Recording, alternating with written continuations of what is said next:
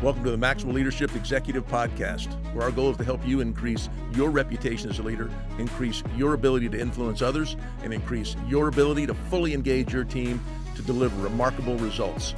Hi, I'm Perry Holly, a Maxwell Leadership Facilitator and Coach. And I'm Chris Cody, Executive Vice President with Maxwell Leadership. Welcome and thank you for joining us once again. Hey, as we get started, I'd love for you to visit maxwellleadership.com/podcast.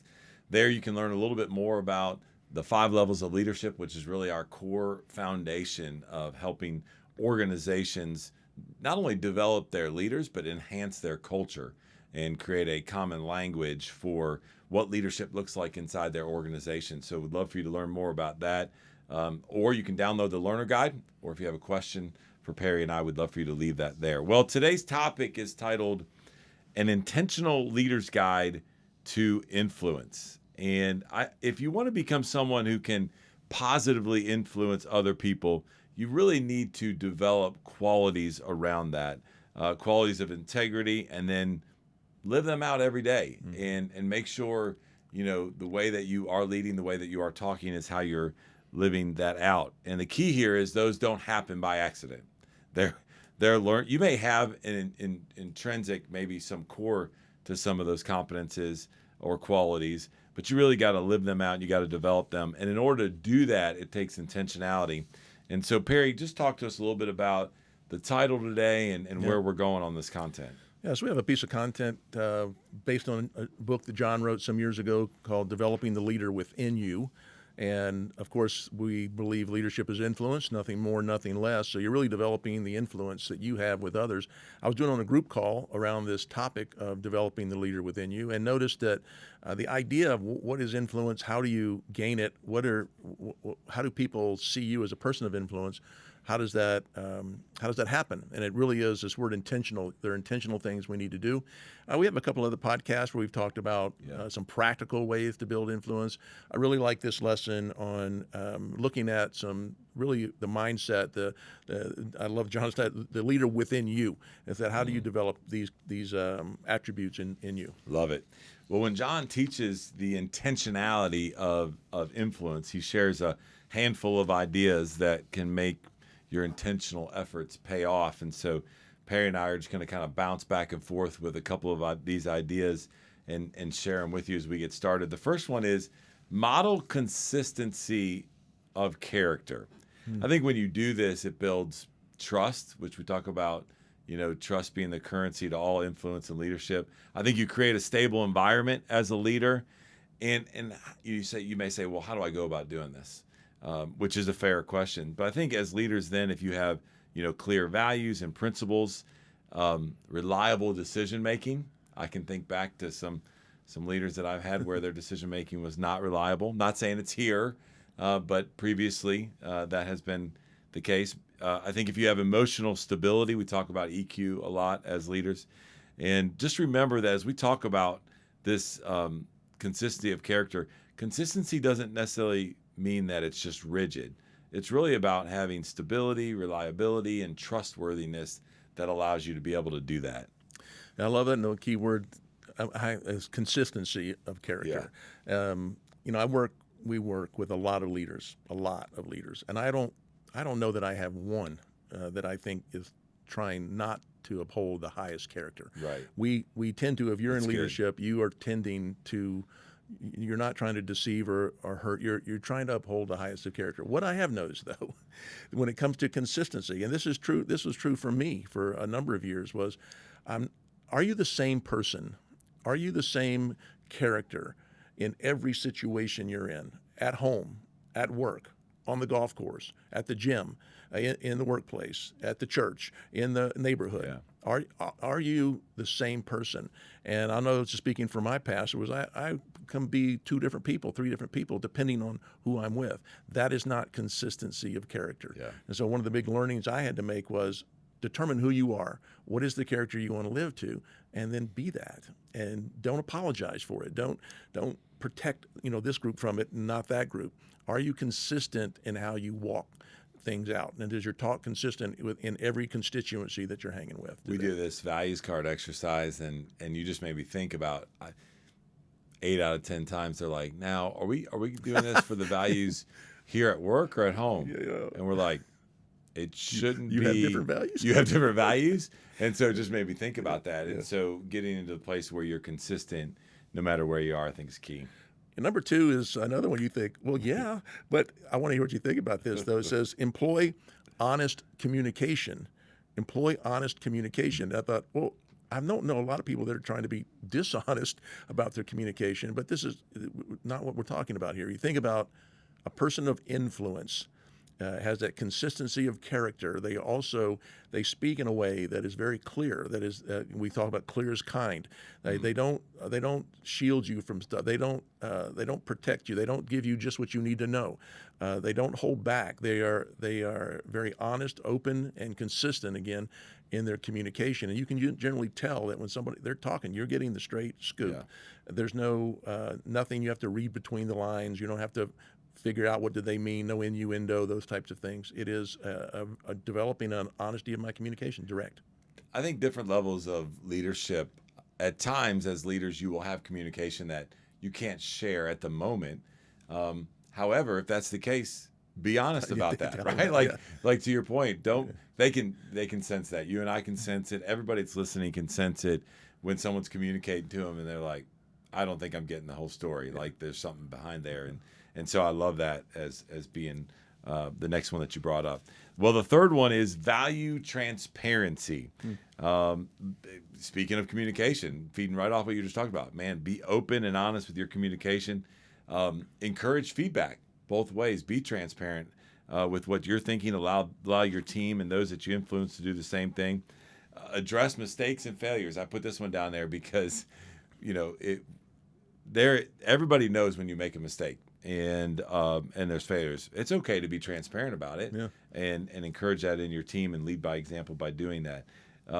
In order for you to really kind of get to this valuing transparency, it is an ongoing effort that requires commitment to be able to do it. Because naturally, I think we as human beings in our flesh don't necessarily want to do this, right? We want to look all buttoned up and thinking about maybe in the past, walking out of my house as a kid, my mom's like, now, everybody put your smiles on. We don't talk about what just happened inside the house, right?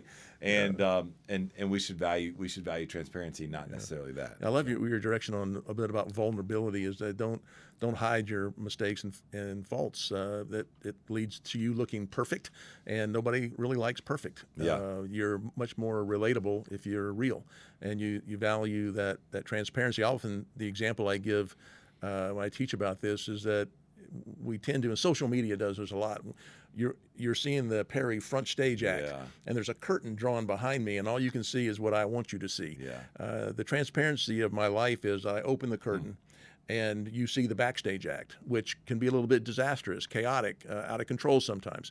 But it begins to give you a realization of my whole story. Now, this doesn't mean all my dirty laundry's out. No, but there's too much information. But I don't mind sharing with my life to say I don't have it all together. I'm learning, and you can help me, and we can help each other. So the transparency, I think, adds to connection and trust. That's good. Is really that for that.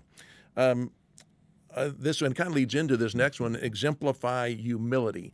Are you an example of humility in your work? Do people see you as humble? And I love in Tim Elmore's book, The 8 Paradoxes of Leadership, paradox number 1 fascinated me because it said, can you be confident and humble at the same time? I thought, well, I really want to be a confident leader. We all want to be confident. But if I have that and no humility, I'm arrogant. Well, what if I'm all humble and no confidence? Then I'm kind of sheepishness or something. I don't know. You don't want that either. So can I balance confidence and humility? And how do you do that? And a lot of times it's what you just said. It's about being a little more transparent, using the 3 most unused words in leadership. I don't know. Letting people know that you need them, admitting that you made a mistake, asking for help, asking for an opinion, asking for a point of view. All kinds of things that can open the door to humility. Leaders, you know better than anyone that growth is essential if you want to make tomorrow better than today. But fitting growth into your calendar takes intentionality and self-discipline. So Let Maxwell Leadership help make your growth achievable. You're invited to join thousands of worldwide leaders in using the Maxwell Leadership Growth Plan. The Maxwell Leadership Growth Plan provides you with convenient and easy to implement leadership resources, including video lessons from John Maxwell, all at your fingertips. Available in our Maxwell Leadership app or online, you'll be coached by many well-known leadership experts that will help you achieve your growth goals. You can even listen to this podcast right there in the app. Check it out for free today at growth.maxwellleadership.com.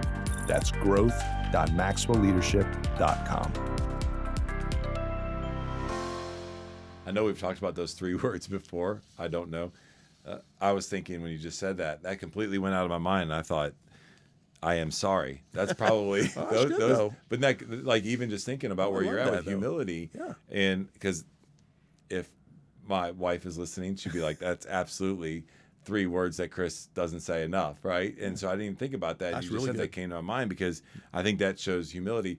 I was also thinking about, we work with leaders all the time on the 5 levels of leadership, and we talk about, you build your way up the levels, you never leave the level behind, but the other person gets to determine what level of influence you have with them. And so sometimes when we're talking about this with teams, to make an example, I'll walk up and I'll be like, you don't go up to a new team member that you have level 1 influence with and go, "Hi, my name's Chris Godey. Welcome to the team. I'm a level 5 leader. We're going to kill it," right? Like, they go, "This dude's an idiot and I'm out of here." Right. And there's no humility in that in regards to your influence. And You really have grown in that too, by the way. Well, thank you. I appreciate that. It's taken 27 years. No, I'm just kidding. Well, the next one that I want to bring to your attention here is demonstrate your support for others.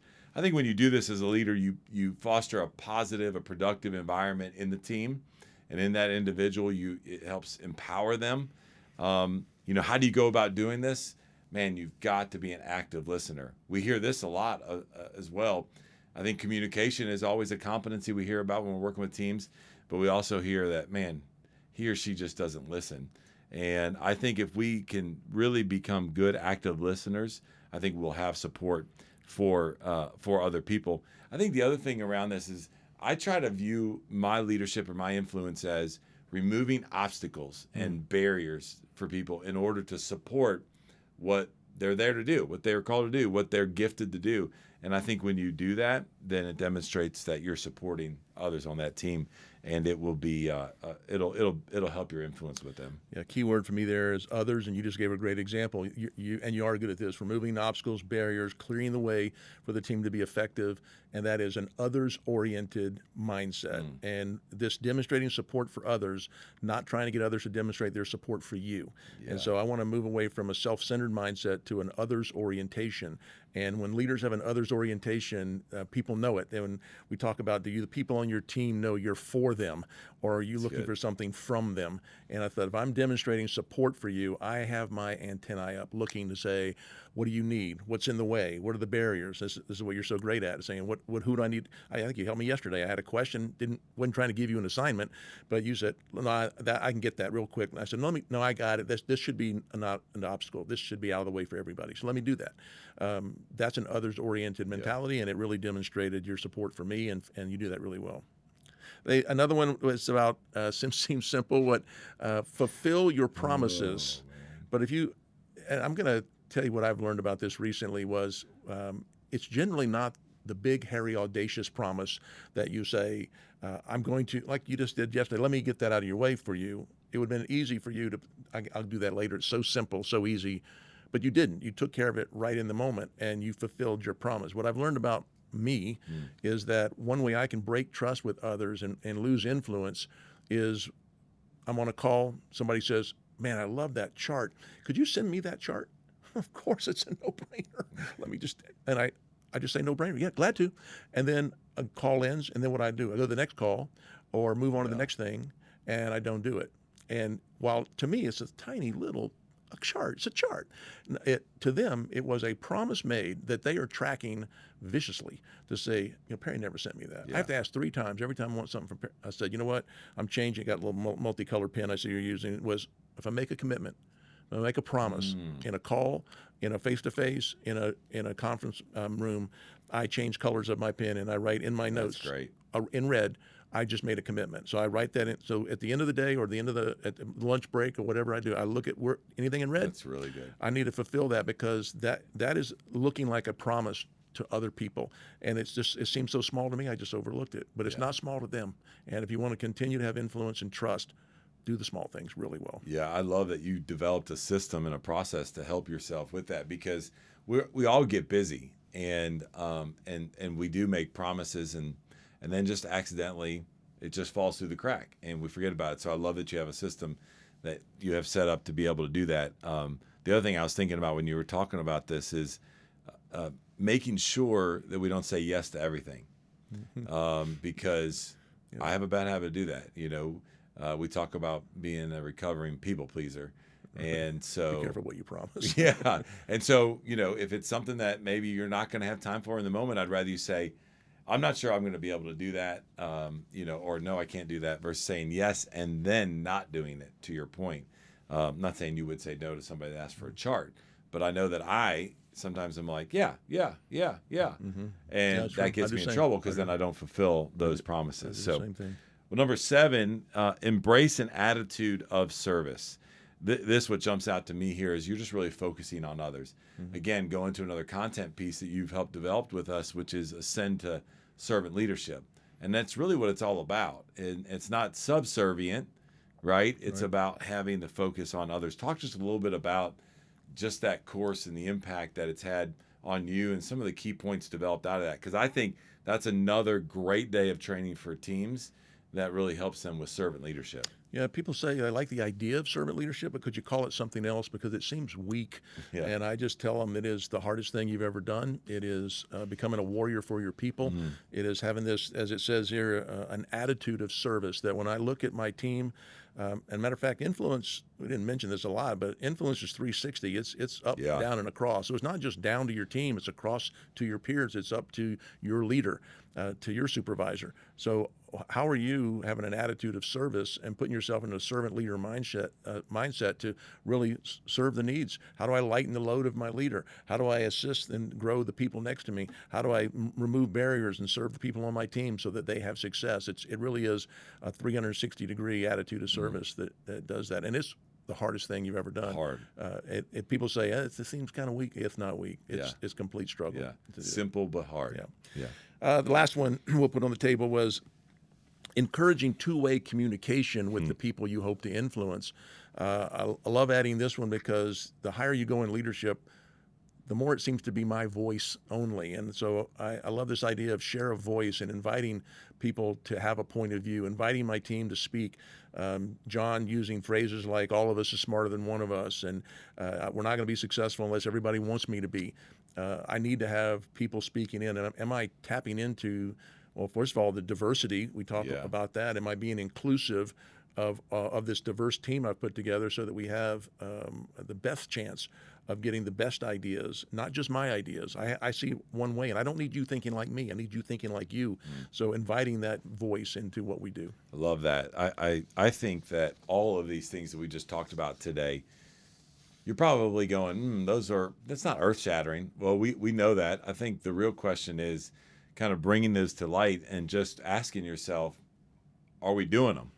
Are we living this out? And I think Perry and I shared as we went through a couple of these that, man, it's even hard for us to do that at times, and we let things go. And so just bringing them to kind of the forefront of your mind again, saying, hey, this is how you grow your influence. If you're intentional about these things, that it will happen. The key word there is intentional, because we've talked about our calendars and we've talked about our to-dos and all those things, and teaching classes, and yes, making promises and then not delivering. But man, how are we intentional about that? What is the system and the process that we've set up as leaders to be able to increase and grow our influence through doing that. And I did that little exercise you just suggested. Take those 8, look at them, be honest with yourself. And I already mentioned fulfill promises. I had to do a realignment on, am I keeping the small promises I'm making? Of course, the big ones too, but especially I struggle with the small ones. I wrote down demonstrating my support for others. Sometimes I get a little bit too into myself and into what I'm doing, into what my to-do list is. I'm not looking around about how I can help the team, and that led to embracing an attitude of service. Am I actually actively, intentionally looking for ways to serve my leader, my peers, and my team to do that? So it's a great little exercise. Got to be honest. It could be a little hurtful, but you can grow from it. Yeah, great self-awareness to go through these and ask yourself those questions. Well, as we wrap up, I just want to remind everybody, we are all in the people business. Doesn't matter the industry that you're in. Yes, Perry and I have the privilege of working at Maxwell Leadership, and we are in the people business, but by the way, so are you.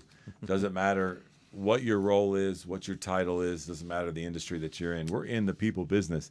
And leadership is influence. And the reason that we gave you these items to really think about is we really want you to have self-awareness. We really want you to examine, not necessarily to grow your influence. That'll be a byproduct of it. Have the right motive behind it. And there is, and we've said this before, that there's a difference. There's a fine line between influence and manipulation, and that's the motive of why you're doing it. So as you go through these, remember one of them is about humility. It's not to boast your chest up and become, I am a better leader, but it's really to increase your influence to be able to help and serve other people, and that's the right motive behind it. Terrific. Well, thank you, Chris. And just a reminder, if you go to maxwellleadership.com/podcast, you can download the learner guide for this episode, which has these 8 items listed there, as well as some other information we'd love for you to have. You can also learn about our offerings, and you can also learn about our family of podcasts that are available there. There's other ones besides this, and we love to serve you in any way we can. We always love to hear from you. Leave a comment or a question, and we're always grateful that you would spend this time with us. That's all today from the Maxwell Leadership Executive Podcast.